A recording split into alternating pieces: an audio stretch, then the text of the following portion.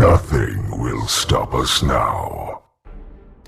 Hey there, and welcome back to Transformers Revenge of the Fallen, the game. As you recall in the last episode, I showed you the last G1 colored Protectobot hotspot. And now, we have finally come full circle and are ready to show off the Fallen himself. Now, obviously I'm gonna have to head straight to Blender to show you that, so let's just get straight to it. Behold, the Fallen himself. Yeah. Now, this one was very tricky at the beginning, because if you don't know what the original G1 Fallen looks like, he looks like this. And adapting that deco onto this form was very tricky in the beginning, but I eventually found a system that worked to my liking. Before I go any further, I have to give credit to Papercraft King for this particular rip. This was not done by me, it's all his work.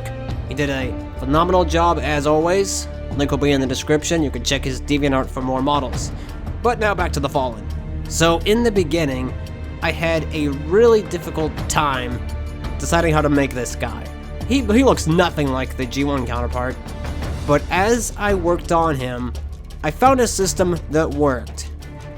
My basic approach for this guy was to keep his main parts a brighter kind of gray, but to have his lower armor pieces kind of tinted orange that you do see on the original G1 counterpart, and I tried to follow the G1 counterpart where I could. I had to make a lot of adaptations on him, but I got a result I was very pleased with.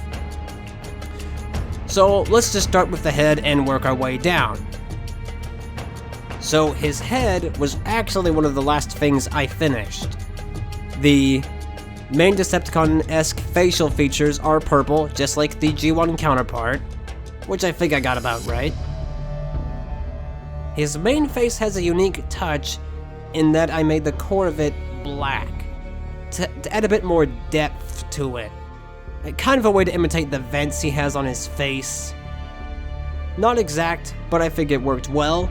He's also got some purple and a bit of the tinted orange on his chin.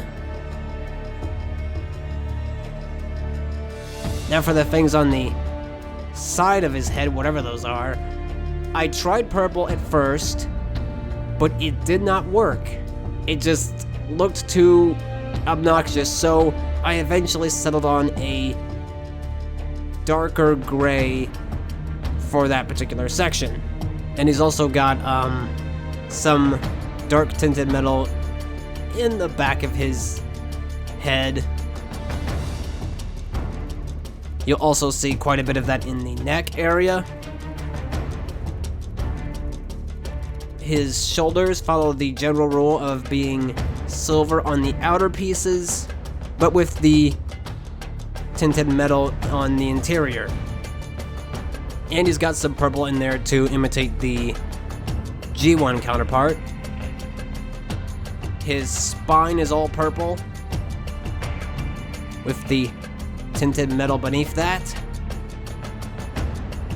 His arms have a scattered amount of purple, just to keep life in it. I know the G1 counterpart didn't have a lot of purple, or any purple really, on his arms, but because it just looked like there was too much silver in there. And you can see more of the tinted interior again. It's got the nice purple stream on the sides there. His hands, kind of the same deal. Pretty much all purple, just like the G1 counterpart, but he does have the tinted interior. Torso is probably one of my favorite sections. He's got the purple near the top of the chest, just like the G1 counterpart, but this is where the interior and exterior deco really looks great. You can see it kind of stands out right there. It just has a really great look. Goes around to the back. his hips are silver in the middle, but his, what I could really only describe as claspers, I don't know what else to call those, are purple on the front and back. Looks like I missed something, gonna have to fix that. But the hips are the dark interior, with silver as the main area and purple on the side. Going lower, I kind of had to take some creative guesses here because I don't know if any other shots of the Fallen that go below the knees, so I just kind of had to take my best guess with this. But his knees are purple. He's got a little bit of purple connector over there. He's got a nice little interior piece on the back. And then we get down to his feet, which I really like. He's got this nice purple section that surrounds the toes. And he's got a silver thing on the top, and the lower sections are the darker tinted metal. I really love how his feet turned out. Probably my favorite part. Here's an underview. And he does have all of his signature flames. I made sure to include all of those after I colorized them. And that is more or less the Fallen. Now I'm gonna be straight with you. It is not gonna be very obvious in-game. The shading of the Cairo Pyramids map is just not great in picking out these distinct colors. So this is as clear of a view as you're going to get of him. Unfortunately, a lot of what I did will not be evident when you play, but this is a good look at him nonetheless. Okay, well, we all know what's next. Let's kill the Fallen. No!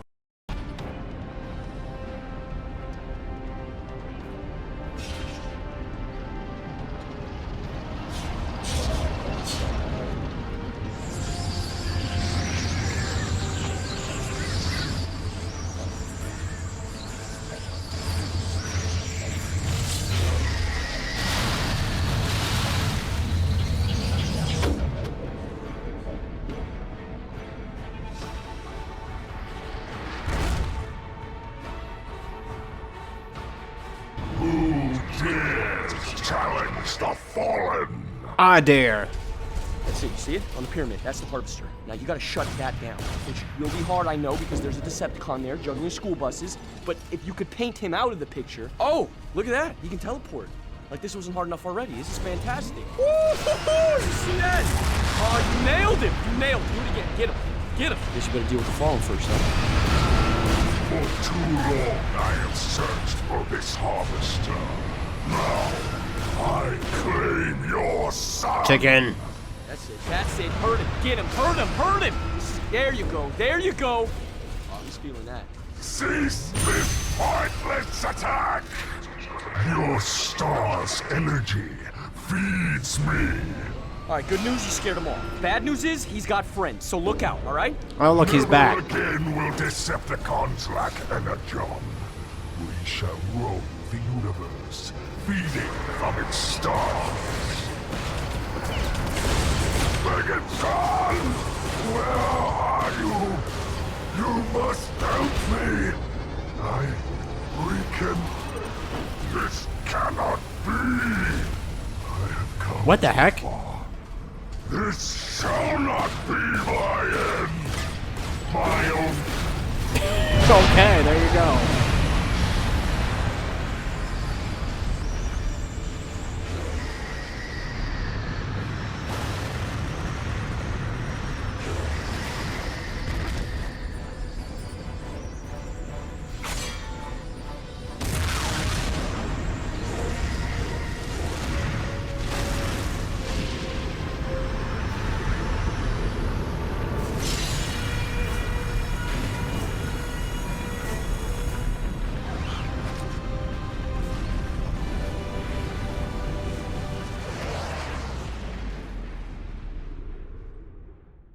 That was bizarre.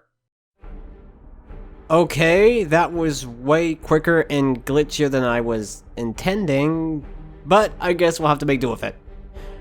Okay, So with the Fallen now done, I'm sure a lot of you are wondering, what's next? Well, that's where things get a little bit complicated. First off, there are a few additional skins, bonus skins, that I plan on doing. Thundercracker and Cliffjumper to name a few. However, I want these skins to be as precise to the source material as possible. So I am currently going through what skins I have done, mainly with the main Autobot cast, making them much more accurate to the final CGI appearance. Because if you thought my enhanced version was ambitious, that ain't nothing to what I'm doing now. So I'm going to work on getting those guys as accurate to their on-screen counterpart as I can, and I don't know how long that's going to take.